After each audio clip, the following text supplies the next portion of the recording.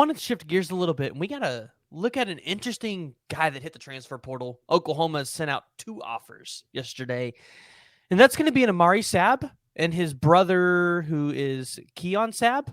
Yep. Keon Keon's Sabb was from at Michigan. Michigan. Amari is a part of the 2027 class. Keon Sabb is a safety from Michigan, a guy that was originally committed to Brent Venables at Clemson before he ended up here at Oklahoma.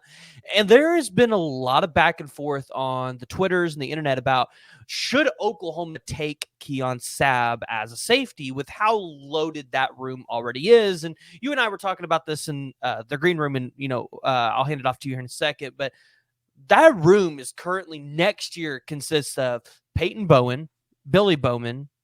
You got Justin Harrington.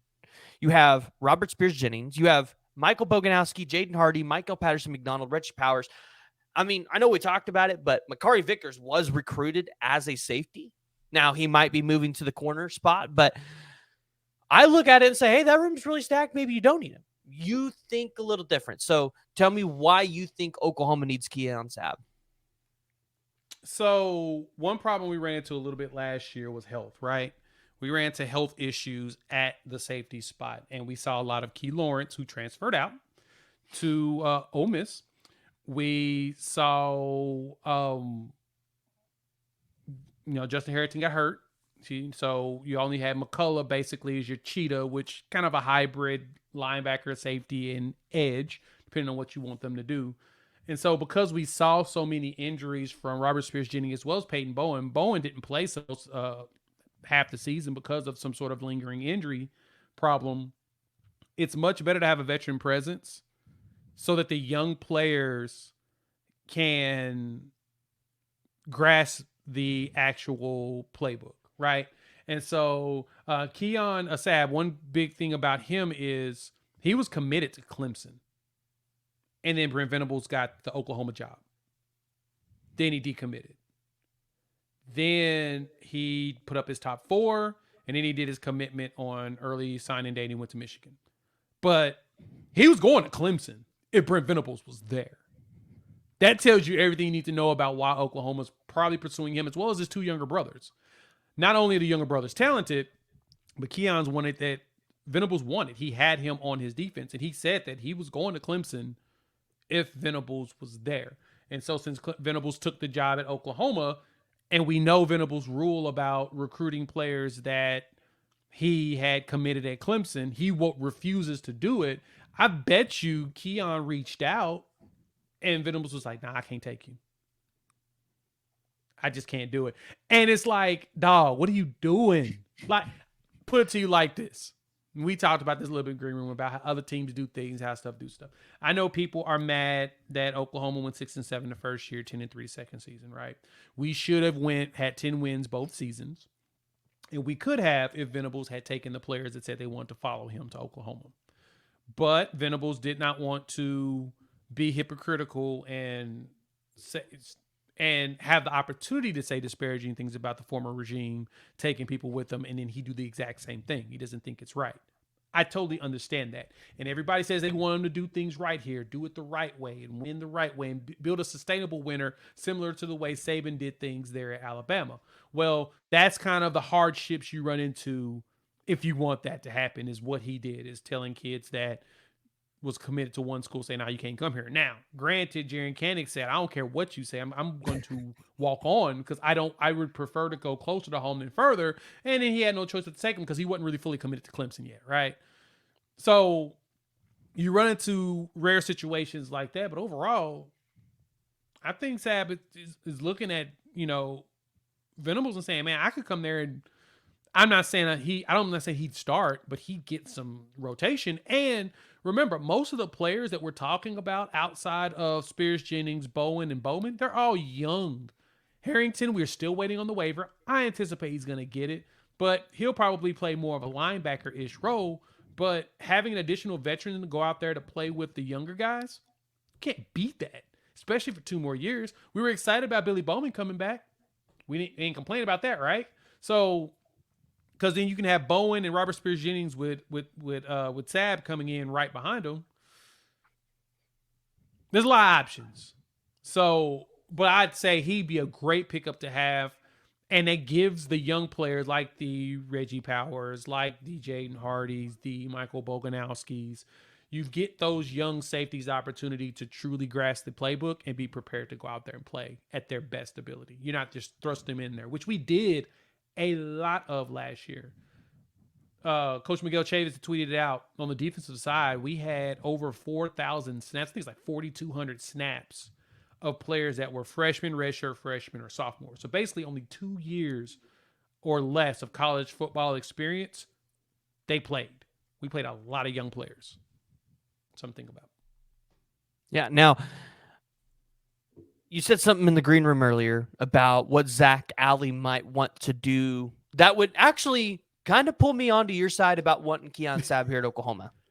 And yeah, his defense there at Jacksonville State, if I'm correct, he was running like a three safety setup.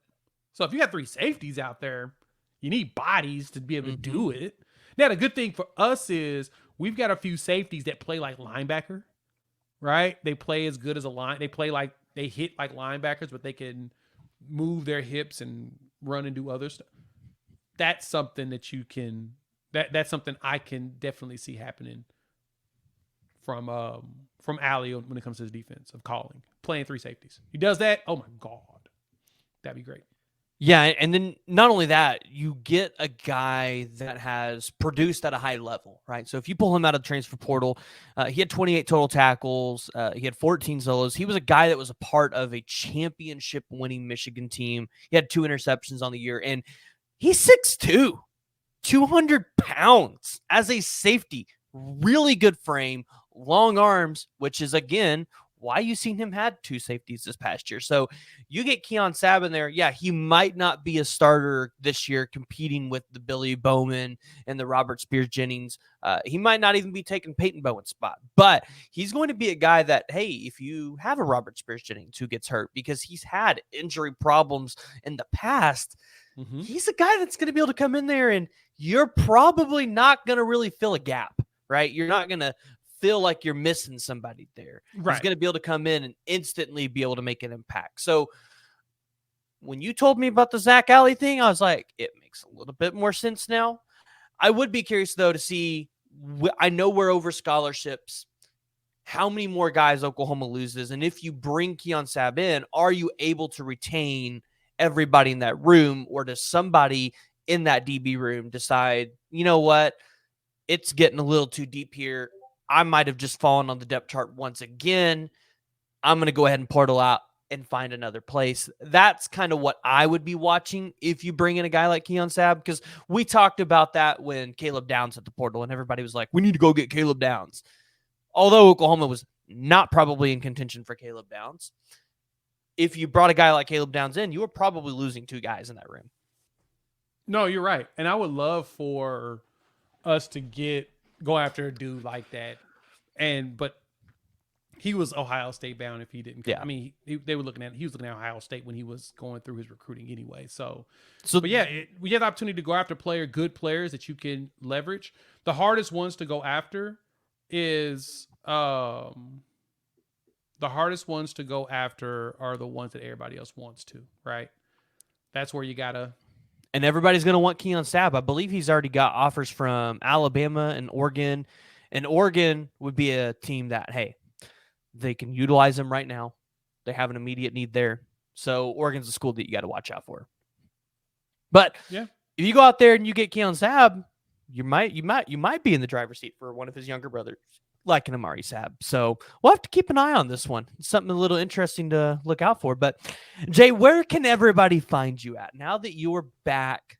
I know you were doing stuff on Unfair Sports, but now you're doing all your Sooner content somewhere else. So where can everybody find you at? Yeah, you can find me at both Unfair Sports, and if you want Sooner content, just go to Sooner or Later Sports, another YouTube channel. I'm spinning off most of my Sooner recruiting content there. That way you have a one-stop shop for everything around recruiting. Most of your announcements and analysis and stuff will come on the Unfair Sports channel. But yeah, we're gonna build up a second channel and focus, like I said, on recruiting only over there. So if the Unfair Sports channel does blow up and we get to do a lot of college football stuff, I'm still gonna be making OU content on the side. So you have both of us. So check it out. Find us both on YouTube.